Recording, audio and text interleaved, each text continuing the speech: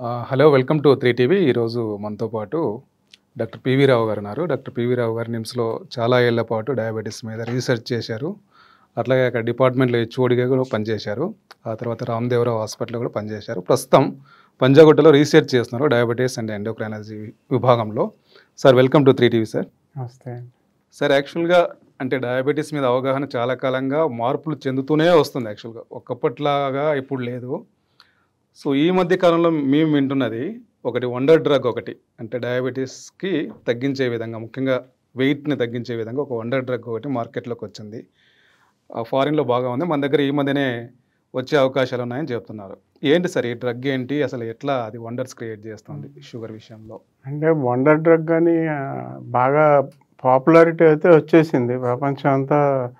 ఈ మందు వచ్చి ఇప్పుడే దాదాపు 5 సంవత్సరాలు అయింది అమెరికాలో రిలీజ్ చేసి. సార్ మనం భారతదేశంలో ఈ మందు గురించిన పరిశోధనలు దాదాపు 2018, 2019లోనే మనం ఇక్కడ హైదరాబాద్లో కూడా దాని గురించి డ్రగ్ ట్రయల్స్ చేసాం అనమాట. ఇక్కడ చేసాం మనం దాదాపు సంవత్సరంన్నర పాటు దాని గురించి. అంటే మనకి దీని గురించిన విషయాలన్నీ కూడా బాగా తెలుసు. Okay sir.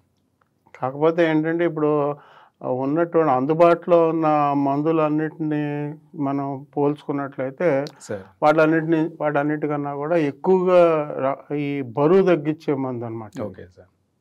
కానీ భారతదేశంలో మాత్రం మన ప్రభుత్వం బరువు తగ్గించడానికంటూ దీన్ని వాడటానికి వీలు కాదని చెప్పారు. బరువు తగ్గించడం కాదు, డయాబెటీస్ ఉన్న వాళ్ళకి బరువు ఉన్నట్లయితే తగ్గించుకోండి, కానీ డయాబెటీస్ లేకుండా బరువు తగ్గించడానికంటే ఈ మందు వాడకూడదు మన దేశంలో అయితే. అమెరికా దేశంలో అయితే దానికి కూడా వెయిట్ రిడక్షన్ మందుగా వాళ్ళు దాన్ని గుర్తించారు. సో మన భారతదేశంలో ఏంటంటే డయాబెటీస్ ఉన్నవాళ్ళు డయాబెటీస్ వేరే మందులతో పాటు ఇది కూడా వాడినట్లయితే బరువు తగ్గుతుంది, రక్తంలో గ్లూకోజ్ తగ్గుతుంది, బ్లడ్ ప్రెషర్ తగ్గుతుంది, కొలెస్ట్రాల్ తగ్గుతుంది, ట్రైగ్లిజరైడ్ తగ్గుతుంది. ఇవన్నీ కాకుండా యూరిక్ యాసిడ్ అనే తర్వాత ఇన్ఫ్లమేటరీ మార్కర్స్ అంటాం, మన వాపు ప్రక్రియ ఈ మధ్యకాలంలో ఎక్కువగా బాడీలో ఇన్ఫెక్షన్ రేటు ఇవన్నీ కూడా బాగా తగ్గుతాయి అన్నమాట. కాబట్టి ఓ రకంగా ఇది ఉపయోగంగా ఉంటుందని చెప్పి ప్రభుత్వం ఈ మధ్య ఈ గత వారమే దీన్ని ఆమోదించింది. ఆమోదించడం 2 నెలల క్రితం ఆమోదించింది, కానీ మా మార్కెట్లో రావటం మాత్రం పోయిన వారం వచ్చింది. ఈ మందు దాదాపు 5 సంవత్సరాలుగా ప్రపంచం అంతా అన్ని దేశాల్లో కూడా చాలా ఖరీదుగా అమ్ముతున్నారు. ఆ ఖరీదైన మందుని మనం అక్కడి నుంచి ఇండియా కూడా తెప్పించుకుని ఇక్కడ దాదాపు నెలకి ₹1,00,000 ఖర్చు పెట్టి తెప్పించుకుని ఇక్కడ కూడా చాలా మంది వాడారు. కానీ అది ప్రభుత్వం ఆమోదించింది ఇప్పుడే అనమాట, ఈ మధ్య ఆమోదించింది, అంతవరకు ఆమోదించలేదు. డ్రగ్ పేరు ఏంటి సార్? డ్రగ్ పేరు ఏంటి, అది ఎట్లా వర్క్ చేస్తుంది బాడీలో? దాని కెమికల్ ఒరిజినల్ పేరు ఏంటంటే టిరిజెపటైడ్ అంటారు, టిరిజెపటైడ్ అంటారు. అప్పుడు గవర్నమెంట్ మనకు అందుబాటులో తీసుకొచ్చింది మోన్జారో, MONZARO, మోన్జారో అంటారు. ఇది ఎలై లిల్లీ కంపెనీ వాళ్ళు. ఇలాంటి మందులు ఇదివరకు కూడా చాలా ఉన్నాయి మన దగ్గర. ఎలై లిల్లీ కంపెనీ దాదాపు 25 సంవత్సరాల క్రితం మనకి ఎక్సినటైడ్ అనే మందు తీసుకొచ్చింది. 25 సంవత్సరాల క్రితం మనం భారతదేశంలో వాడాం. అది కూడా వెయిట్ తగ్గించేది. అంటే వెయిట్ తగ్గించడానికంటూ ప్రభుత్వం ఆమోదం లేదు, ఏ మందుకి లేదు. అంటే డయాబెటీస్ ఉన్న వాళ్ళకి వెయిట్ తగ్గించడానికి మందు వాడండి, కానీ డయాబెటీస్ లేకుండా వాడద్దు అని చెప్పి ప్రభుత్వం దానికి ఒక కండిషన్ పెట్టింది. సో ఎలై లిల్లీ కంపెనీ వాళ్ళు దాదాపు 20 సంవత్సరాల క్రితం ఎక్సినటైడ్ అని మందు తీసుకొచ్చారు. దాని తర్వాత ఆ మందుని రోజుకు 2 సార్లు 3 సార్లు ఇవ్వాల్సి వచ్చేది ఇంజక్షన్ రూపంలో. దాని తర్వాత నెమ్మదిగా 24 గంటలకు ఒకసారి పనిచేసేటట్టుగా చేశారు. ఆ తర్వాత వాళ్ళే డొలాగ్లుటైడ్ అని ఇంకో మందు తీసుకొచ్చారు, వారానికి ఒకసారి ఇచ్చేటువంటి మందు. ఇది కూడా దాదాపు 15-20 ఏళ్ళు అయిపోయింది ఆ మందు వచ్చి. మన భారతదేశంలో కూడా అందుబాటులో ఉంది, వారానికి ఒకసారి ఇచ్చే మందు, ఇంజక్షన్ అనమాట. ఇది కాకుండా వేరే కంపెనీ వాళ్ళు లిరాగ్లుటైడ్ అనే మందు కూడా దాదాపు 20 సంవత్సరాల క్రితమే భారతదేశంలో ఆమోదం తెలిపారు, భారతదేశంలో కూడా వాడారు. అది కూడా రోజుకు ఒకసారి ఇచ్చే మందు అనమాట. ఇలాగా తర్వాత ఎన్నో రకాల చిన్న మందులు చాలా వచ్చాయి మనకి. లిక్సిసినటైడ్ అనే మందు అంటే ఇన్సులిన్తో కలిపి వచ్చింది. ఇప్పుడు ఈ మందులన్నీ కూడా ఏంటంటే అది ఇన్సులిన్లు కాదు, అవి ఇన్సులిన్ ఇంజక్షన్ లాగా కాదు. కాబట్టి దానివల్ల అడ్వాంటేజ్ ఏంటంటే ఈ మందు వేసుకున్న వాళ్ళకి రక్తంలో గ్లూకోజ్ ఉండాల్సిన పరిమాణం కన్నా తక్కువ పడిపోదు, అంటే హైపోగ్లైసిమియా రాదు. సో అదో రకమైన సేఫ్టీ. ఇప్పుడు మిగతా డయాబెటీస్ మందులన్నిటికీ కూడా ఏదో రకంగా రక్తంలో వారానికి ఒకసారి 2 సార్లు గ్లూకోజ్ తగ్గడం, ఏదో కొంచెం చెమటలు పట్టినట్టు ఉండటం ఇలాంటివి జరుగుతాయి. ఈ మందులు ఇవి కొత్త మందులు ఈ గత 20-25 సంవత్సరాలుగా వస్తున్న మందుల్లో అలా లో బ్లడ్ షుగర్ వచ్చేటువంటి అవకాశం లేదు. పైగా ఇవన్నీ కూడా బరువు తగ్గిస్తున్నాయి కాబట్టి బరువు తగ్గించడం అనేది వాళ్ళ ఒక ప్రధానమైన ఉపయోగంగా కనిపిస్తుంది డయాబెటీస్ వాళ్ళకి. బరువు తగ్గించినట్టు 5% తగ్గించినా కూడా ఉపయోగం కనిపిస్తుంది అనమాట. కాబట్టి ఈ మందులన్నీ కూడా బాగా ప్రాచుర్యంలోకి వచ్చాయి. ఈ మందులు ఒక్కొక్కటి వచ్చినప్పుడల్లా ఇదే వండర్ డ్రగ్ అని చెప్పుకుంటూ ఉంటారు. అలాగే ఇప్పుడు కొత్తగా వచ్చింది కూడా ఇప్పుడు వండర్ డ్రగ్ అని. ఇది ఎలా పనిచేస్తుంది సార్ అంటే బాడీలో? ముఖ్యంగా మీరు ఒక 4-5 కండిషన్స్ చెప్పారు. ముఖ్యంగా ఒబేసిటీ అంటే బరువు తగ్గించడం, హై బీపీ, కొలెస్ట్రాల్ ఇట్లాంటివన్నీ చెప్పారు. ఏం వర్క్ చేస్తుంది సార్ బాడీలో? ఇది వెయిట్ తగ్గించడం ఎట్లాంటి రోల్? అంటే వెయిట్ తగ్గించడం అనేది ఒక రకంగా చెప్పుకోవాలంటే మెకానికల్గా తగ్గించటం. అది ఎలా అంటే మనం తీసుకున్న ఆహారం మన నోటి ద్వారా మనం తీసుకోగానే ఈసోఫాగస్ ఆహార నాళికలోకి వెళ్తుంది కదా, అక్కడి నుంచే ఆ మందు యొక్క ప్రభావం కనిపిస్తూ ఉంటుంది. అక్కడే అది తొందరగా జీర్ణం అవ్వకుండా జీర్ణాశయంలో అంటే మన స్టమక్ అక్కడే దాదాపు ఒక అరగంట 45 నిమిషాలు ఎక్స్ట్రా ఉండిపోతుంది. అంటే మనం ఏదైనా ఆహారంలో కారం కానీ, ఉప్పు కానీ, పులుపు కానీ, మసాలా కానీ, వేపుళ్ళు అంటే రెండోసారి వేడి చేసిన పదార్థాలు కానీ, లేదా నూనెలో ముంచి వేయించిన పదార్థాలు కానీ, ఒకసారి వేయించిన పదార్థాలు మళ్ళీ రెండోసారి అంటే ఇప్పుడు మనం ఏదో బిర్యానీ లాంటి నిన్న చేసి మళ్ళీ వాడు వేడి చేసుకుని తింటాం. మైక్రోవేవ్ వాడటం సాధారణం అయిపోయింది. కాబట్టి అందరూ కూడా కూరలు అవి ఒక రోజు చేసుకుని ఇంకో రోజు కూడా వేడి చేయటం. కాబట్టి రెండోసారి వేడి చేసిన ఆహార పదార్థాలు తిన్నా, నూనెలో ముంచి వేయించిన ఆహార పదార్థాలు తిన్నా, కారం, ఉప్పు కూడా ఉప్పు వేసుకున్నా కూడా కడుపులో మంట వస్తుంది. అలాగే మరి పులుపు అంటే ఇప్పుడు నిమ్మకాయ అవ్వచ్చు, చింతపండు అవ్వచ్చు, పులుపు కూడా మాకు కడుపులో కొంత ఇబ్బంది కలిగిస్తుంది.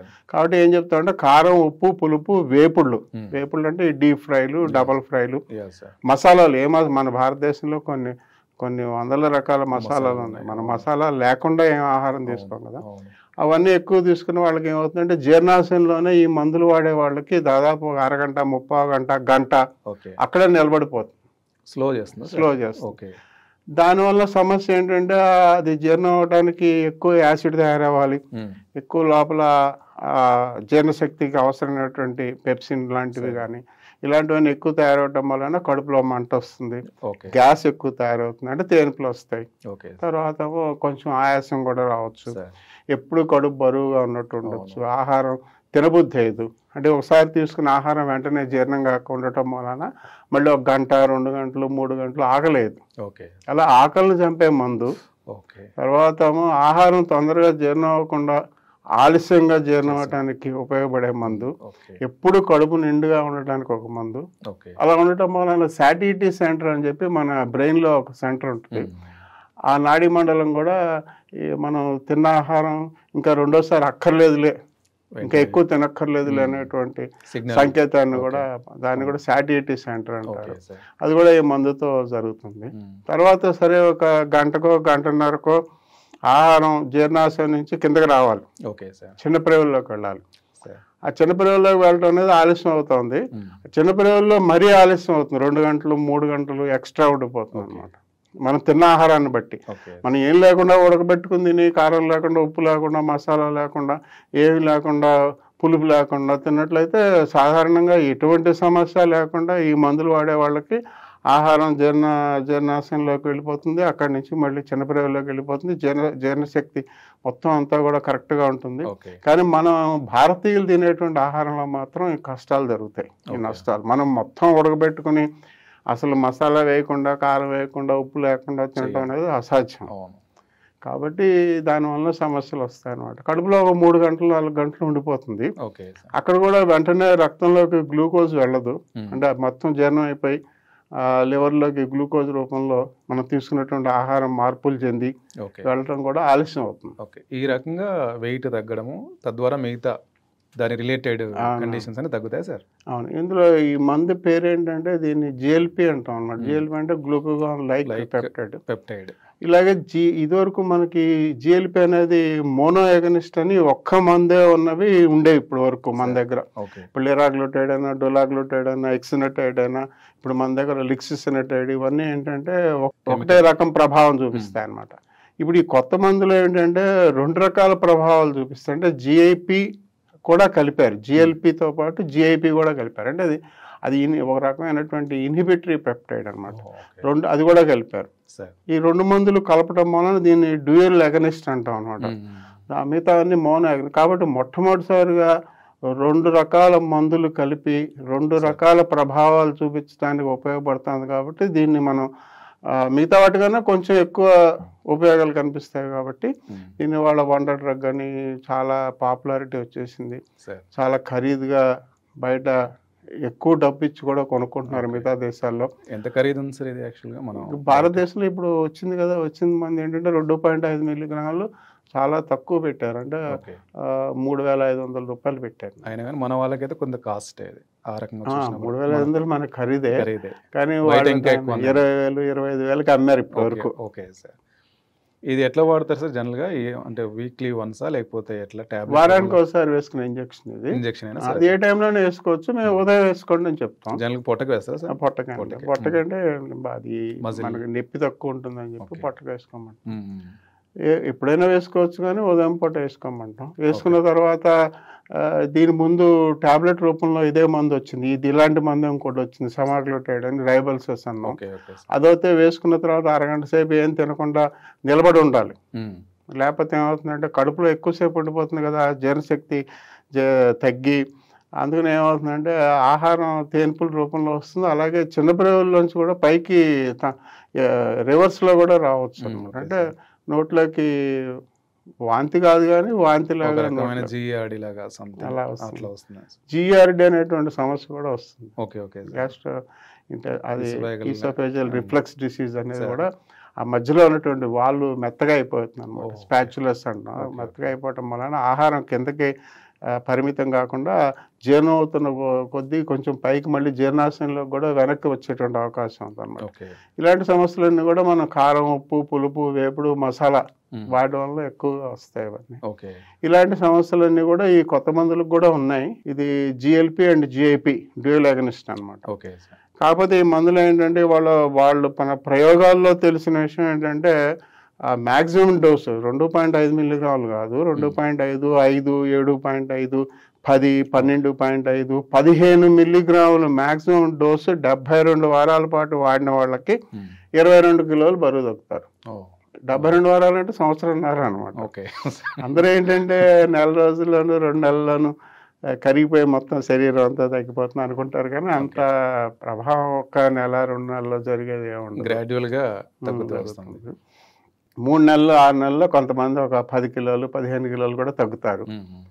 మొత్తానికి వాళ్ళు చెప్పేది ఏంటంటే దాదాపు సంవత్సరంన్నర పాటు మ్యాక్సిమం డోస్ వేసుకుంటే 22 కిలోల వరకు తగ్గుతారని మనకి పరిశోధనా వ్యాసాల్లో రాశారనమాట.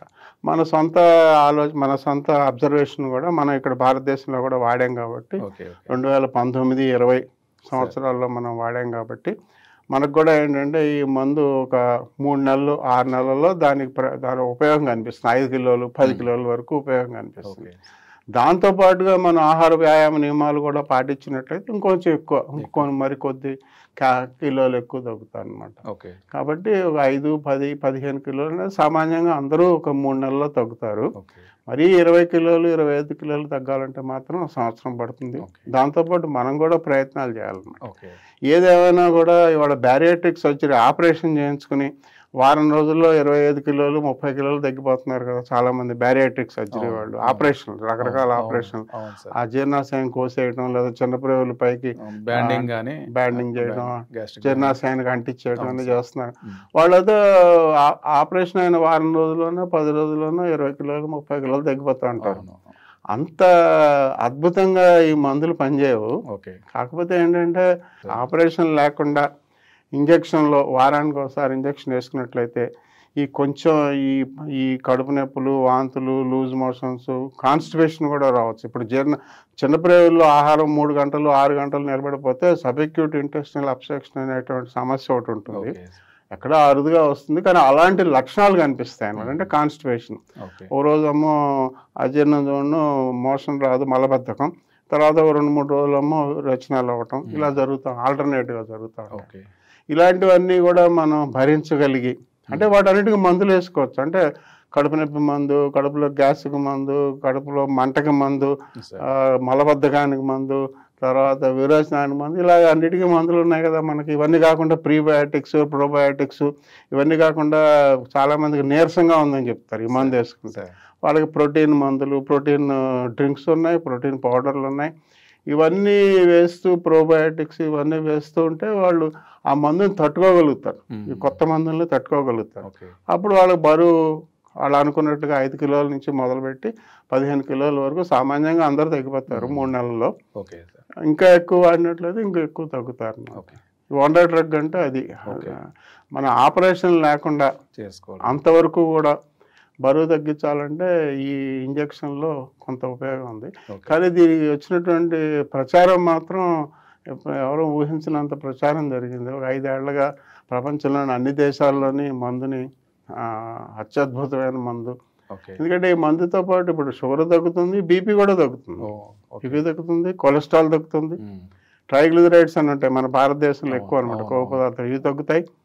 యూరిక్ యాసిడ్ అంటే కాళ్ళ నొప్పులు, ఒళ్ళు నొప్పులు, రోజు సాయంత్రం పిక్కల్లో నొప్పులు అని చెప్తారు కదా, అవి కూడా తగ్గుతాయి. చాలా రిలీఫ్ కదా సార్. తగ్గుతాయి, ఇవన్నీ తగ్గుతాయి. కానీ వీటితో పాటు ఆ సమస్యలు అయితే ఉంటాయి. అందరికీ ఉంటాయని చెప్పలేము, మళ్ళీ అది కూడా ఉంది. దాదాపు ఒక 30% మంది అయితే భరించలేనంత కష్టం ఉంటుంది. వాళ్ళు మందులు వేసుకుంటా ఉంటే దాన్ని తాత్కాలికంగా ఉపశమనం కలుగుతుంది. ఒక 60-70% మంది 1 నెల 2 నెలలు పోయిన తర్వాత వాళ్ళకి ఏమి సమస్యలు రావు, అలవాటు అయిపోతుంది అనమాట. ఇంకా మొదట్లో చెప్తారు అందరూ కడుపు నొప్పి ఉంది, లూజ్ మోషన్లు ఇవన్నీ చెప్తారు, కానీ 1 నెల రోజులు పోయిన తర్వాత అలవాటు అయిపోతుంది. కాబట్టి వాళ్ళకి ఏం సమస్యలు ఉండవు, మందులు వాడగలుగుతారు. సో ఈ మందుల వలన ఇప్పుడు వరకు మనకు అందుబాటులో ఉన్న మందులన్నిటి మీద ఎక్కువ ఉపయోగాలు దీంట్లో కనిపిస్తున్నాయి. జనరల్ కూడా సరే, అంటే మనం మంచి ఎఫెక్ట్స్ ఎన్ని ఉన్నాయి, దాని నుంచి వచ్చే సైడ్ ఎఫెక్ట్స్ ఎన్ని ఉన్నాయని బేరీజ్ వేసినప్పుడు మంచిది ఎక్కువ అంటే మనం వాడడం అనేది సాధారణంగా చేస్తున్నాం. ఇదే క్రైటీరియా సార్ జనరల్గా మెడిసిన్స్కి? వాళ్ళు వాడుకోండి, మీకు భరించగలిగినట్లయితే 1 నెల రోజుల తర్వాత, 1 నెల రోజులు ఏదైనా ఓపిక పట్టండి, భరించలేనట్లయితే మానేయండి అని చెప్తాం. చాలామంది ఏంటంటే వాళ్ళు ఎలాగైనా సరే ఇక అన్నిట్లోనూ మనం ఫెయిల్ అయిపోయాం, అన్నీ చేసాం, ఫెయిల్ అయ్యాం, ఇంకా ఏం చేసినా మనకి బరువు తగ్గట్లేదు, ఏం చేసినా షుగర్లు తగ్గట్లేదు అనుకుంటే ఈ మందు వేసుకుని షుగర్ తగ్గించడం అంటే పూర్తిగా నయం చేస్తామని కాదు, షుగర్ వాడేటువంటి మందులు మోతాదులు తగ్గించుకోవచ్చు. ఒకవేళ ఇన్సులిన్ వేసుకునే వాళ్ళు, ఎక్కువ డోసులు వేసుకునే వాళ్ళు ఇన్సులిన్ మానేయచ్చు. ఇలాంటి ఉపయోగాలు ఉంటాయి. దానివల్ల బేరీజ్ వేసుకోవాలి, కాస్ట్ బెనిఫిట్ రేషియో, ఉపయోగాలన్నీ, నష్టాలన్నీ, కష్టాలన్నీ చూసుకుని ఏది నచ్చినట్లయితే వేసుకోవచ్చు.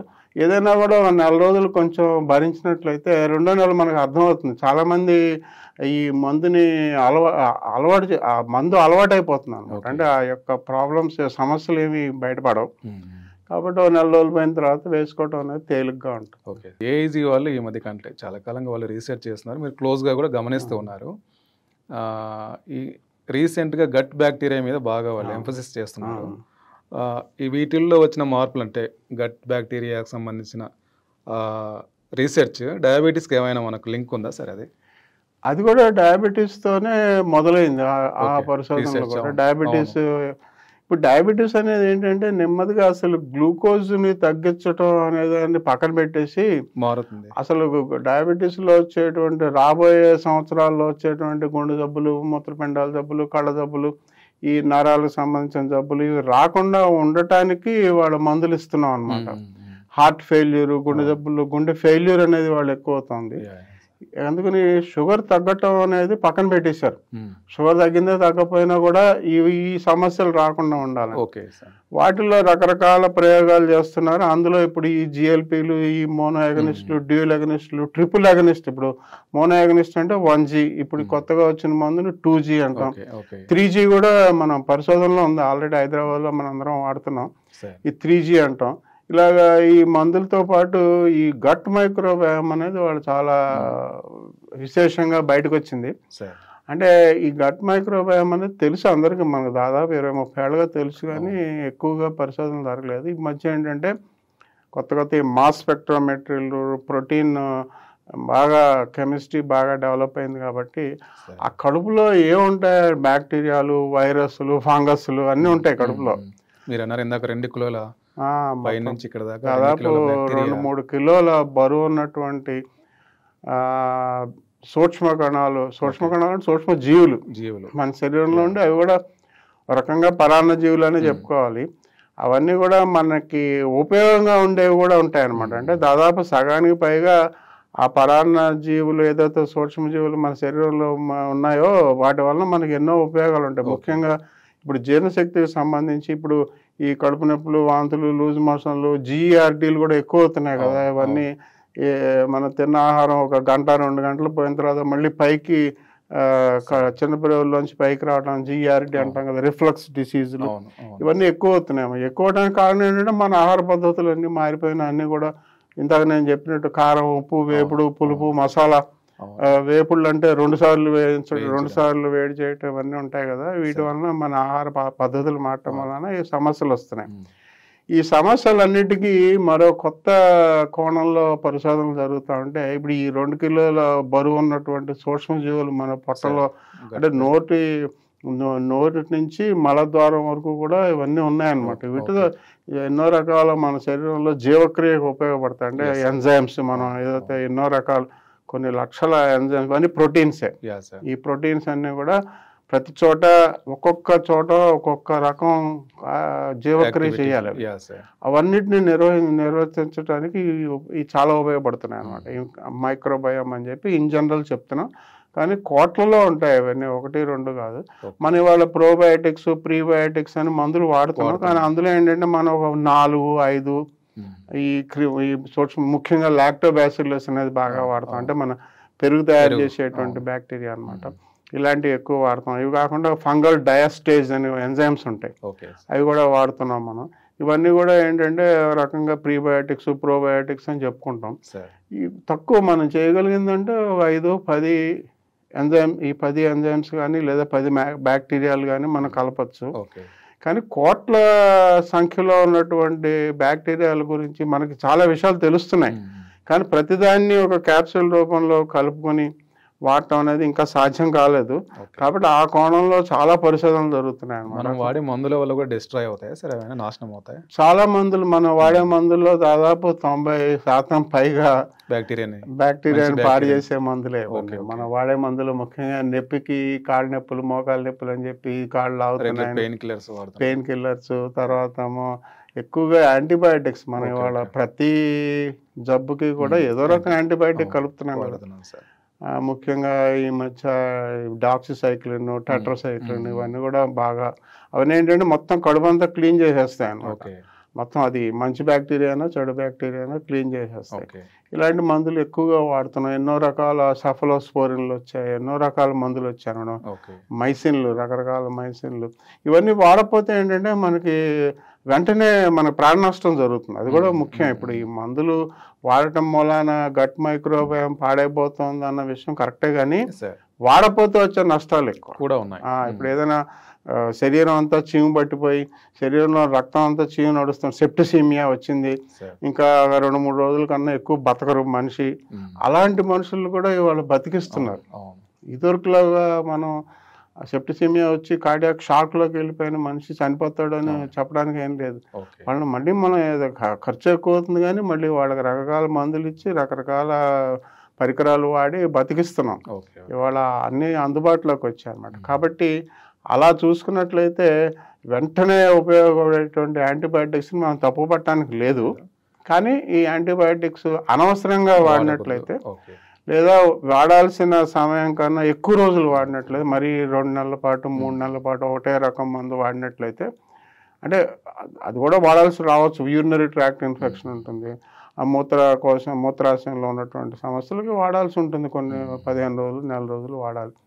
కాబట్టి అలా డాక్టర్లు చెప్పినట్లయితే వాడుకోవచ్చు. డాక్టర్ల సలహా లేకుండా మనమే సొంతంగా యాంటీబయాటిక్స్ వాడటం, ఇలాంటివన్నీ చేయటం వలన ఈ కడుపులో ఉన్నటువంటి గట్ మైక్రోబయామ్ మొత్తం పాడైపోతుంది. పాడైపోవడం కాకుండా అక్కడ మరో విచిత్రం ఉంది. మనం వాడేటువంటి మందుల వలన మంచి బ్యాక్టీరియా చనిపోయి చెడ బ్యాక్టీరియా పెరుగుతుంది, అది కూడా ఉంది. అది కొత్త రకం సమస్య అన్నమాట. మొత్తం బ్యాక్టీరియా అంతా పాడైపోకుండా మంచి బ్యాక్టీరియా ఏదైతే మనకు అవసరం అదే చనిపోతుంది అన్నమాట. కాబట్టి ఇవన్నీ కూడా కొత్త విషయాలన్నీ బయటకు వస్తున్నాయి. ఇక రాబోయే కాలంలో ఇప్పుడు ఎలాగైతే ఇప్పుడు మనం వండర్ డ్రగ్స్ అని చెప్పుకుంటున్నాం, ఇలా కొత్త రకం వండర్ డ్రగ్స్ కూడా వచ్చేటువంటి అవకాశం ఉంది. ఆ వండర్ డ్రగ్స్తో ఏంటంటే ఉపయోగం ఏంటంటే సమస్యలు ఏమి ఉండవు. ఇప్పుడు ఈ కొత్త మందులు ఈ 2Gలు 3G 1G అన్నీ మాట్లాడుకుంటున్నాం. ఇప్పుడు టెరిజెప్టైడ్లు, ఇలాంటి కడుపు నొప్పులు, వాంతులు, లూజ్ మోషన్లు, కాన్స్టిపేషన్లు ఇవన్నీ ఉంటాయి అన్నమాట. అందరికీ ఒక 30% మంది మానేస్తారు, కంటిన్యూ చేయలేరు. ఒక 60-70% మంది వాడతారు అన్నమాట. ఇది మొత్తం ప్రపంచం అంతా తెలిసిన విషయం. మన దేశంలో మిగతా దేశంలో కూడా ఇదే సమస్య ఉంది. నా ఉద్దేశం మన దేశంలో ఇంకా ఎక్కువ మంది మానేస్తారు దీన్ని. ఎందుకంటే మనం తీసుకున్నటువంటి ఆహారం ప్రపంచంలోని ఏ దేశంలోనూ వాడినంత కారం, అంత ఉప్పు మనం వాడతాం అన్నమాట. పులుపు కానీ వేపుళ్ళు కానీ మన ప్రపంచంలో ఏ దేశంలోనూ మనం చేసినటువంటి ఆహార పద్ధతులు ఉండవు. కాబట్టి మసాలాలు అయితే ప్రపంచం మొత్తానికి మనమే గొప్ప అనమాట. మన దేశంలో వాడిన మసాలాలు ప్రపంచంలో ఏ దేశంలోనూ, ఏ జాతిలోనూ, ఏ మతంలో, ఏ సంస్కృతిలో మసాలాల కోసమే కదా ప్రపంచంలో అన్ని జాతుల వాళ్ళు మన దేశానికి వచ్చారు. మసాలాల కోసం వచ్చారు అనమాట. అన్ని దేశాల నుంచి, అన్ని ఖండాల నుంచి మన దేశానికి వచ్చింది మసాలాల కోసం. కాబట్టి మనం వాడినటువంటి ఆహార పదార్థాలు ఎవరో వాడరు కాబట్టి మనకి ఎక్కువ సమస్యలు ఉంటాయని మా ఉద్దేశం. ఇటువంటి సమస్యలు ఏమీ లేకుండా కూడా సుఖంగా మందులతో డయాబెటీస్ని తగ్గించుకునేటువంటి అవకాశం గట్ మైక్రోబయంతో ఉంది. దాని గురించిన పరిశోధనలు విశేషంగా మన భారతదేశంలో ఆంధ్రప్రదేశ్, హైదరాబాద్ ఇక్కడ కూడా బాగా జరుగుతున్నాయి వాటి గురించి పరిశోధనలు. కాబట్టి రాబోయే కాలంలో గట్ మైక్రోబయామ్ని పెంపొందించడానికి ఇప్పుడు ప్రీబయోటిక్స్, ప్రోబయోటిక్స్ మరో కోణంలో కూడా ఎక్కువ ఉత్పత్తి చేయగలిగినటువంటి సామర్థ్యం ఉన్నటువంటి మందులు వస్తాయి. వచ్చినప్పుడు ఏమవుతుందంటే సమస్యలు ఏముండవు. ఇప్పుడు మేము ఎంతో చెప్పుకున్నట్టు ఈ సైడ్ ఎఫెక్ట్స్ ఏం లేకుండా డయాబెటీస్ని కూడా తగ్గించుకో. ఈ మందులతో మరొక ముఖ్యమైనటువంటి ఉపయోగం ఏంటంటే ఈ మందులు అనేవి డయాబెటీస్ ఒక్కటే తగ్గిస్తాయని కాదు. ఈ మంచి బ్యాక్టీరియా అనేది డయాబెటీస్ కోసమే కాదు, బ్లడ్ ప్రెషర్ తగ్గిస్తాయి, క్యాన్సర్లు తగ్గిస్తాయి. ఈ మంచి బ్యాక్టీరియాలు క్యాన్సర్ రాకుండా నివారిస్తాయి.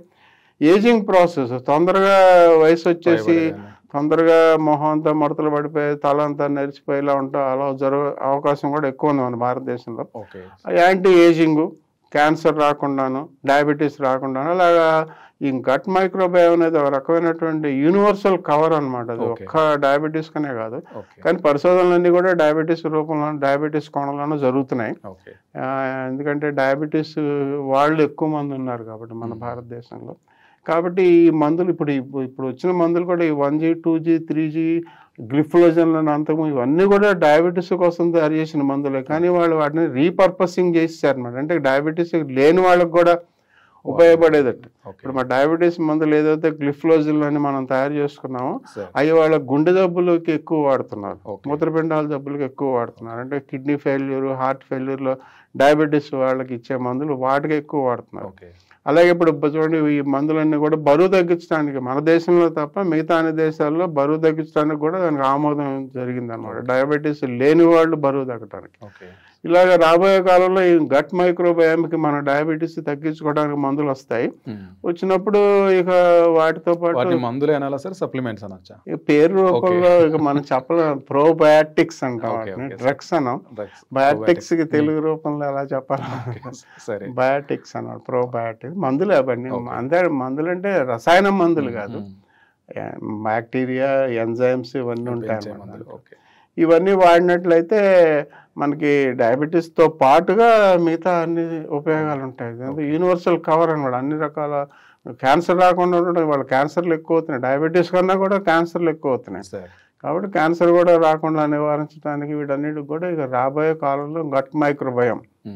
ఇప్పుడు మనల్ని పేషెంట్లు అడుగుతూ ఉంటారు, అయ్యా మీరు మందులు వచ్చే వరకు ఏదో ఒకటి చెప్పండి అంటే కొంచెం పెరుగు ఎక్కువ తినండి అంటారు, ఏదో నోటి మాటగా చెప్తాను. లాక్టోబాసిల్లస్ కాబట్టి అది ఏ లాక్టోబాసిల్లస్, ఏ పెరుగు లాక్టోబాస్, ఆవు పెరుగుదా, గేదె పెరుగుదా, ఇవన్నీ అడుగుతారు. అవన్నీ మనం అంత డీటెయిల్డ్గా చెప్పలేము. ఇలాంటివి చాలా ఉంటాయన్నమాట ఈ విషయాలు. లాక్టోబాసిల్లస్ అనేది మనకు తెలుసు. ఇంకా కొన్ని మందులు రూపంలో దొరుకుతున్నాయి బయట, క్యాప్సూల్స్, ప్రోబయోటిక్స్, ఎంజైమ్స్ కూడా దొరుకుతున్నాయి. ఫంగల్ డయాస్టేజ్ మన భారతదేశంలో తయారు చేస్తారు, డయాస్టేజ్ అంటాం అనమాట. ఇవన్నీ కూడా జీర్ణశక్తిని పెంచేటువంటి మందులు, ప్యాంక్రియాస్ మందులు ఉన్నాయి, ఇవన్నీ కూడా తయారవుతాయి. కాలం రాబోయే కాలంలో డయాబెటీస్ వచ్చేటువంటి కొత్త మందులు అందరికీ అన్ని జబ్బులకి ఉపయోగపడతాయి. చక్కెరని పంచదారని పెద్దగా క్రైటీరియాగా తీసుకోవట్లేదు అని అంటారు. ఈవెన్ ఆయుర్వేదం కూడా చాలా కాలంగా ఈ మాటనే చెప్తున్నారు వాళ్ళు. దానికంటే కూడా ముఖ్యంగా మన బరువు, మన దోష ప్రకృతి మీద ఆధారపడి వాళ్ళు చెప్తున్నారు. ఆ రకంగా కూడా ఇంగ్లీష్ మెడిసిన్ కూడా అట్లా చూస్తుందా ఇప్పుడు డయాబెటీస్ అవగాహనకు సంబంధించి? సార్ ఎట్లా ఉంది? వాళ్ళు చూస్తున్నారో లేదో మనకు తెలియదు, కానీ మనం ఈ మధ్యకాలంలో ఏదైనా ఒక పబ్లికేషన్ చేయాలన్నా, ఏదైనా ఒక పరిశోధన వ్యాసం రాయాలన్నా, ఇంట్రడక్షన్, కొంచెం హిస్టారికల్ బ్యాక్గ్రౌండ్ అవి చూసుకుంటాం కదా. అందుకని అంటే మేము ఇక్కడ మనం అందరం మామూలు అలోపతి డాక్టర్లు అందరూ ఆయుర్వేదం గురించి సంస్కృత శ్లోకాలు అవి తెలిసి ఉండాల్సిన ఉండదు, చాలా మందికి తెలియదు. కానీ ఇవాళ ఏంటంటే ఈ కొత్త మందులు అన్నీ వస్తున్నాయి కదా, అసలు ఇవన్నీ డయాబెటీస్ మందులు కాదనమాట. ఇవన్నీ కూడా బరువు తగ్గించడానికి వాడే మందులు మనం డయాబెటీస్ వాడుతున్నాం. వాటి గురించి మనం ఏదైనా ఒక పరిశోధన వ్యాసం ఏదైనా రాయాలనుకుంటే, రివ్యూ లిటరేచర్, మనం ఏం చేస్తామంటే ముందు అసలు ఇలాంటి మందులు భారతదేశంలో కూడా ఎవరైనా వాడారా, ఇలాంటి ఉపయోగం కలిగే అనేది మొదలు పెట్టారు. చాలా మంది చదువుతున్నారు ఈ మధ్య. ఈ ఆయుర్వేదం వాళ్ళు కూడా చాలా పెద్ద పెద్ద పరిశోధన వ్యాసాలు ప్రచురిస్తున్నారు ఇంటర్నేషనల్ జర్నల్స్లో. ఇంపాక్ట్ ఫ్యాక్టర్ 6, 7 చాలా ఎక్కువ, బాగా ప్రచారం, బాగా ఆమోదం చెందినటువంటి అంతర్జాతీయ పత్రికల్లో వాళ్ళు ప్రచురిస్తున్నారు. కాబట్టి అవి కూడా మనకు అందుబాటులో వస్తాయి. మన పబ్మెట్లో అన్నీ దొరుకుతున్నాయి అనమాట. నాగపూర్, గుజరాత్ వీళ్ళు దొరుకుతున్నాయి బాగా. సో అవన్నీ చదువుతూ ఉంటే నెమ్మదిగా ఏదో మనకు అవసరమైనంత వరకు మనం ఏదో వాళ్ళ పేపర్లు చదువు, ఇంగ్లీష్లోనే ఉన్నాయి అవన్నీ కూడా అని చదువుతాం కదా. చదువుతూ ఉంటే ఇప్పుడు కొత్తగా మా అందరికీ తెలిసిన విషయం ఏంటంటే, గత 5,000 సంవత్సరాల కంటే మనకు చరిత్ర తెలిసిన 5,000 సంవత్సరాల 5,000 సంవత్సరాల ఆయుర్వేద విషయాల్లో చాలా చోట్ల ఆయుర్వేదం అనే వేదం లేదంట, 4 వేదాలంట. ఆయుర్వేదం అనేది వేదం కాదు, కానీ ఆయుర్వేదం అనేది పేరు పెట్టి అన్ని వేదాల్లోంచి ఉన్న సమాచారాన్ని సంగ్రహించి ఆయుర్వేదంగా చేశారంట. సో ఆయుర్వేదంలో ఉన్నటువంటి విషయాలు 5,000 ఏళ్ళుగా తెలుసు. సరే, చరిత్ర పురాణం అనేది కూడా పక్కన పెట్టడానికి లేదు. ఎందుకంటే ధన్వంతరి అనే దేవుడిని ఈ మధ్యకాలంలో మనం భారతదేశంలో కూడా బాగా ఎక్కువ ప్రాచుర్యం జరిగింది. మన మెడికల్ కౌన్సిల్ ఆఫ్ ఇండియా కూడా వాళ్ళ లోగోలో ధన్వంతరి బొమ్మ పెట్టారనమాట. ధన్వంతరి అనే అటువంటి ఆ దేవుడు ఆయన ధనత్రయోదశి అనేటువంటి పూజను మనం జరుపుకుంటాం. అది వేరే రకంగా అక్షయ త్రయోదశి అని చెప్పి దాన్ని ధన్తేరస్ అని చెప్పి దాన్ని మనం వేరే రకంగా ఆలోచిస్తున్నాం. ఇప్పుడు ఆయన God of health and wealth, అది కరెక్టే, God of health and wealth. ముందు హెల్త్ అన్నారు, తర్వాత వెల్త్ అన్నారు ధన్వంతరిని. కానీ ఆ ధన్వంతరి త్రయోదశిని ఏం చేశారంటే నెమ్మదిగా బంగారం కొనుక్కోవడానికి ఆ రోజే కంపల్సరీగా ఖచ్చితంగా వెళ్ళి బంగారం కొనాలనేటువంటి మాట ఎక్కువ వచ్చింది. కానీ అసలు విషయం ఆయన గాడ్ ఆఫ్ హెల్త్ కదా, ఆరోగ్యం అనేది. సో అందుకని ధన్తేరస్ రోజున ధనత్రయోదశి మన ఆయుష్ డిపార్ట్మెంట్ గవర్నమెంట్ వాళ్ళు 2016లో నేషనల్ ఆయుర్వేద డేగా దాన్ని డిక్లేర్ చేశారు. సో ఏ రోజైతే మనకు ధన్వంతరి త్రయోదశి జరుగుతుందో ఆ ధన్వంతరి త్రయోదశి రోజు మన భారతదేశంలో మనం ఆయుర్వేదం దినంగా జరుపుకుంటాం అనమాట. నేషనల్ ఆయుర్వేద డే అంటాం. 2016లో మొదలుపెట్టారు. 2016 నుంచి ప్రతి సంవత్సరం చేస్తారు. 2016లో మొట్టమొదటి రోజున ఏదో రోజైతే వాళ్ళు డిక్లేర్ చేశారు, ఆ రోజు వాళ్ళు ఇచ్చినటువంటి theme program diabetes prevention and treatment. మొట్టమొదటి రోజే డయాబెటీస్కి అంత ప్రాచుర్యం ఇచ్చారు. ఎందుకంటే ఆయుర్వేదంలో డయాబెటీస్ గురించిన విషయాలు చాలా ఉన్నాయన్నమాట. మాకు ఆ విషయాలన్నీ తెలియవు, కానీ ఈ మధ్యకాలంలో ఇవన్నీ చదువుతూ ఉంటే అర్థమవుతుంది. 2016 సంవత్సరంలో భారతదేశం నేషనల్ ఆయుర్వేద డే అని పెట్టి మొట్టమొదటి సంవత్సరమే దానికి డయాబెటీస్ కంట్రోల్ అనేటువంటి ఒక థీమ్ని పెట్టింది అనమాట. సో అప్పుడు నెమ్మదిగా అసలు ఎందుకు వీళ్ళు అంత ప్రాముఖ్యత ఇచ్చారు గవర్నమెంట్ వాళ్ళు, ఆయుష్ డిపార్ట్మెంట్ అని చూస్తే చాలా ఎక్కువగా రాసి ఉన్నాయి అనమాట. ఇంగ్లీష్లో మేము చదివేది ఇంగ్లీష్లోనే కదా, సంస్కృతం అర్థం కాదు కదా అందరికీ. సో ఇంగ్లీష్లోనే ఇప్పుడు చాలా గొప్పగా ఎన్నో రకాల డిస్క్రిప్షన్లు, ఎన్నో రకాల రివ్యూ ఆఫ్ లిటరేచర్లు ఉన్నాయి. ఓకే. ఆయుర్వేదంలో మధుమేహం గురించి అబ్బో చాలా గొప్పగా రాశారు. మధుమేహాన్ని వాళ్ళు ప్రామేహాల్లో 20 ప్రామేహాలు ఉంటే 20వ నెంబరు మధుమేహానికి ఇచ్చారు. దీనికన్నా ముందు ఇంకా చాలా ఉన్నాయన్నమాట. అంటే మధుమేహం అనేది రక్తంలో షుగర్ ఎక్కువైనా లేదా మూత్రంలో షుగర్ ఎక్కువైనా అనే దాన్ని చివరి పెట్టారు. ఓకే. దీనిపైన 20 ఉన్నాయి. 20 వాటిల్లో అసలు ఈ మధుమేహం అనే ప్రామేహం అనే దాన్ని రావడానికి కారణం కూడా కొవ్వు పదార్థం. ఓకే.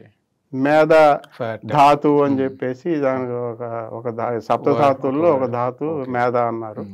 ఆ మేధాగ్ని అనేటువంటి సమస్య వలన ఈ మధుమేహం అంటలేదు, ప్రామేహం అంటారు అనమాట. అది వస్తుంది. ఆ ప్రామేహం రావడానికి కారణం కొవ్వు పదార్థం. కొవ్వు పదార్థం కూడా మరి వాళ్ళు చెప్పారా, ఇప్పుడు కరెంట్గా దాన్ని అలా అన్వయించుకుంటున్నారో తెలియదు, కానీ మొమెంటం మన కడుపు పొట్టలో ఉన్నటువంటి ఒక లేయర్ అనమాట, ఫ్యాట్ లేయర్, మన ప్రొటెక్షన్ రక్షణ వ్యవస్థ కలిగించేటువంటి మొమెంటము. పెరిటోనియం అంటే మన కడుపులో ఉన్నటువంటి పెరిటోనియము. ఇక్కడి నుంచి డయాబెటీస్కి సంబంధించిన సమస్యలు మొదలవుతాయని చెప్పేసి ఆయుర్వేదంలో రాసి ఉందట. ఓకే. మరి వాళ్ళు కొత్తగా అన్వయించి రాస్తున్నారా, మరి అంతకుముందే తెలుసా మనకు తెలీదు. ఈ కొత్తగా వచ్చినటువంటి రివ్యూ ఆఫ్ లిటరేచర్ చూస్తూ ఉంటే దాంట్లో ఇన్సులిన్ రెసిస్టెన్స్ ఉంది. దాంట్లో ఒబిసిటీ అనేది ప్రైమరీ కాన్సర్న్ అనమాట. అసలు వాళ్ళు ఎవరైతే లావుగా ఉంటారో స్థౌల్యం అని రాశారు. లావుగా ఉన్న వాళ్ళకి డయాబెటీస్ వస్తుంది, వీళ్ళకి సమస్యలు ఎక్కువ. టైప్ 1 అనేది వేరే, అది కూడా రాశారు.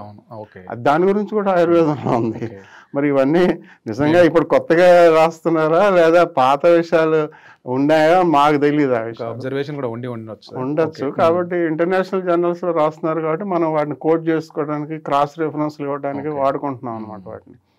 So type 1 diabetes, type 2 diabetes. Diabetes అనేదాన్ని మధుమేహం కాదు, ప్రామేహంగా వాడుకోవాలి. ప్రామేహంలో ఎన్నో రకాలు ఉన్నాయి. అంటే మూత్రంలో ఒక్క గ్లూకోజే కాదు, మూత్రంలో లింఫ్ రావచ్చు. మూత్రంలో ఇప్పుడు మన ఆహారం సరిగ్గా జీర్ణం అవ్వకుండా కైమ్ అంటాం అనమాట. కైమ్ అనేది రావచ్చు, కైల్ అనేది రావచ్చు, లింఫ్ రావచ్చు, రక్తమే రావచ్చు, మూత్రంలో హిమోగ్లోబిన్ రావచ్చు, ఆల్కలైన్ యూరిన్ రావచ్చు, ఆల్కాప్టన్ అన్నీ. మరి ప్రామేహాలు 20 ప్రామేహాలు ఇవన్నీ రాశారనమాట.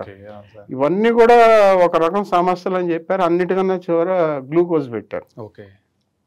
గ్లూకోజ్ పెట్టారు కానీ దాంట్లో అది కూడా ఒక జర్నల్స్లో రాసిందే, వాళ్ళ జర్నల్స్లో రాసిందే. ఎప్పుడు కూడా ప్రామేహానికి గ్లూకోజ్కి సంబంధం పెట్టలేదు. గ్లూకోజ్ అనట్లేదు, తేలిగ్గా చేరినటువంటి పిండి పదార్థాలు అన్నారు కానీ షుగర్ అనలేదు. తీపి పదార్థాల గురించి వాళ్ళు ఏమీ తప్పు పట్టట్లేదు.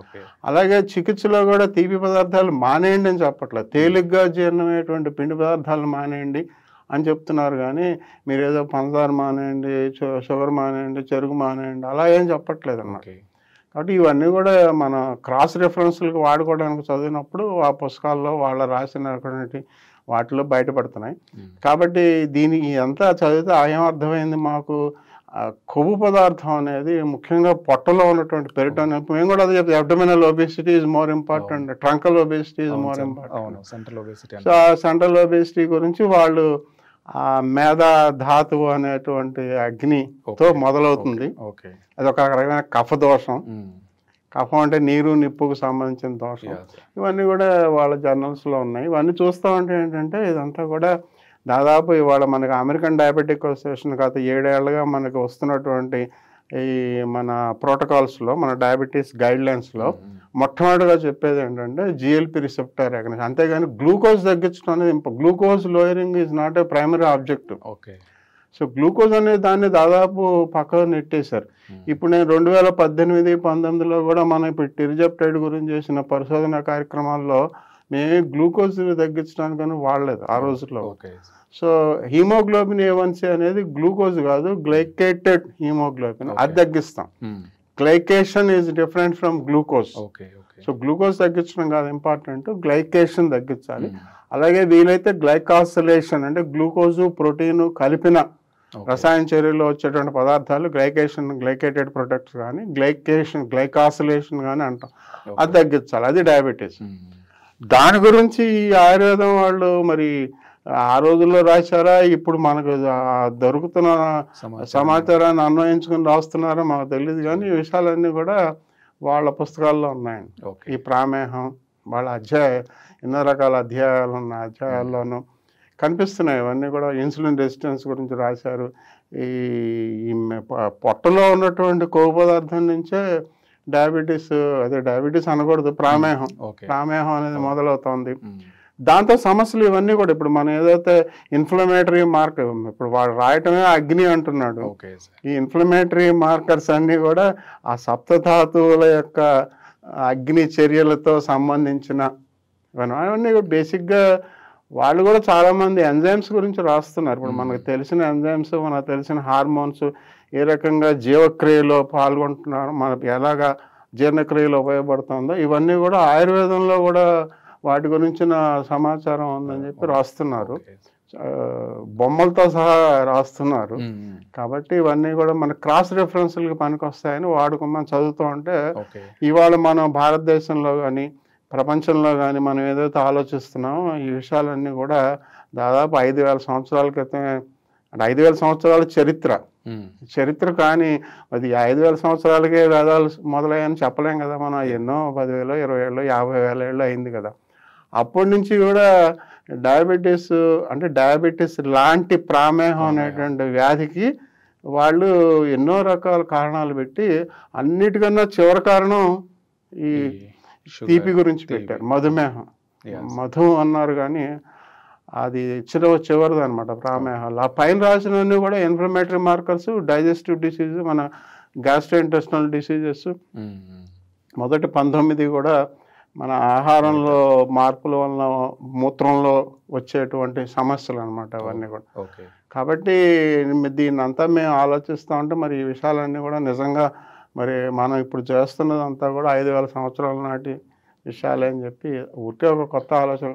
ఓకే సరే, ఇప్పుడు అంటే డయాబెటీస్ అనేది ఎన్ని రకాల మార్పులు అవగాహనతో చేంజ్ అవుతూ వెళ్తుంది అండ్ కామన్ అయిపోతుంది. అంటే డయాబెటీస్ రావడము, దాన్ని అంటే ఈ అవగాహన ముఖ్యంగా భయపడాల్సిన అవసరం ఉందంటారా డయాబెటీస్కి? అంటే ఎట్లా అంటే అవగాహన అవసరం? డయాబెటీస్ అనేది వాడు వస్తే రేపొద్దున కల్లా మనిషి ప్రాణ నష్టం ఏం జరగదు. డయాబెటీస్ అనేది ఒక క్రానిక్ డిసీజ్ అనమాట. అంటే ఇవాళ మనకు వచ్చింది అని తెలిస్తే తర్వాత 5 ఏళ్లకో 10 ఏళ్లకో 15 ఏళ్లకో మనం దాన్ని పట్టించుకోకుండా ఉంటే అది కొన్ని సమస్యల్ని దారితీస్తుంది. ఆ సమస్యలు అనేవి ఏమిటనేది మనకు తెలుసు, చాలా సమస్యలు మనకు తెలుసు. ఇప్పుడు ముఖ్యంగా గుండెకు సంబంధించి, గుండె కూడా ఇప్పుడు గుండె పోటు, హార్ట్ అటాక్ కాదు, గుండె ఫెయిల్యూర్ అనమాట. Heart failure is more important. అలాగా గుండె ఫెయిల్యూర్ అవడం, లేదా మూత్రపిండాల సమస్య కూడా మనం 10 సంవత్సరాల ముందే గ్రహించవచ్చు.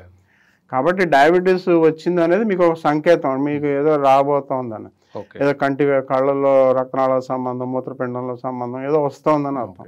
కాబట్టి డయాబెటీస్ వచ్చిన వాళ్ళందరూ కూడా అన్ని జాగ్రత్తలు తీసుకున్నట్లయితే, ఇవాళ మేము అనుభవం, మా దాదాపు 40 ఏళ్ల అనుభవంలో 40 ఏళ్ళుగా డయాబెటీస్ ఉండి శుభ్రంగా ఏ సమస్య లేకుండా తిరుగుతున్న వాళ్ళని చూస్తున్నాం. మరి వాళ్ళంతా కూడా డయాబెటీస్ వచ్చి ఒక సంవత్సరంలోనే ప్రాణం పోతుందని చెప్పడానికి ఏం లేదు. ఇవాళ హైదరాబాద్లో నాకు తెలిసినంత వరకు కొన్ని వందల వేల మంది డయాబెటీస్ వాళ్ళు 40 ఏళ్ళగా డయాబెటీస్ ట్రీట్మెంట్లు తీసుకుంటూ వాళ్ళు ఏ రకంగా దాన్ని ట్రీట్మెంట్ తీసుకుంటున్నా, ఆహార వ్యాయామ నియమాలు పాటిస్తున్నారా, మందులు వేసుకుంటున్నారా, ఇన్సులిన్లు వేసుకుంటున్నారా, వాళ్ళు అన్వయించుకొని వాళ్ళు వాడుతున్నారు. కాబట్టి డయాబెటీస్ ఏమి ప్రాణం మీదకి వచ్చేటువంటి, మనం అశ్రద్ధ చేస్తే ఏదైనా ప్రాణం మీదకి వస్తుంది, అశ్రద్ధ చేస్తే ప్రాణం మీదకి వచ్చే సమస్య. కానీ వాళ్ళు 40 ఏళ్లలో మేము చూసింది ఏంటంటే చాలా విషయాలని మనం దాదాపు ఇప్పుడు కాళ్ళు పుళ్ళొచ్చి కాళ్ళు యాంపుటేషన్లు చేసి కాళ్ళ వేళ్ళు తీసేయటం, కాళ్ళు తీసేయటం, ఇవన్నీ కూడా తగ్గాయి, యాంపుటేషన్లు తగ్గాయి అనమాట. అలాగే గుండె జబ్బులు, హార్ట్ అటాక్లు తగ్గాయి. హార్ట్ అటాక్ తగ్గాయి కానీ హార్ట్ ఫెయిల్యూర్ వచ్చింది. హార్ట్ అటాక్ అంటే ఏంటంటే మ్యాక్రోవాస్కులర్ డిసీజ్, అంటే పెద్ద రక్తనాళాలకు సంబంధించి కరోనరీ ధమనులకు సంబంధించి అది తగ్గింది, లేదా అది రావడానికి ముందే 10 ఏళ్ల ముందే మనం బైపాస్లు, స్టంట్లు చేసేస్తున్నాం అనమాట. కాకపోతే ఆ కండరం, మయోకార్డియం అంటాం కదా, ఆ గుండె కండరానికి సంబంధించి చిన్న రక్తనాళాలకి కార్డియోమయోపతి, అంటే అది హార్ట్ ఫెయిల్యూర్ అనే సమస్య ఎక్కువ అవుతుంది. అది తగ్గింది కాబట్టి ఇది ఎక్కువ కనిపిస్తుంది అన్నమాట. కాబట్టి ఇలాంటివన్నింటినీ కూడా మనం ముందుగానే గ్రహించినట్లయితే వాటికి మనం నివారణ చేసుకోవచ్చు. చికిత్సలు కూడా వాళ్ళ చికిత్సలు అన్ని రకాలు అందుబాటులోకి వచ్చేసాయి అనమాట. గుండె కానీ కళ్ళల్లో రక్తనాళాల సమస్య వచ్చినట్లయితే ఫోటోకోయాగులేషన్లు, ఎవాస్టిన్ ఇంజక్షన్లు, అన్ని రకాలు ఇవన్నీ లేవు, ఒక 30-40 ఏళ్ల క్రితం లేవు. కాబట్టి డయాబెటీస్ వచ్చిన వాళ్ళకి అన్ని రకాల సమస్యలు రావటం, ప్రాణం పోవటం అన్నీ చూసాం.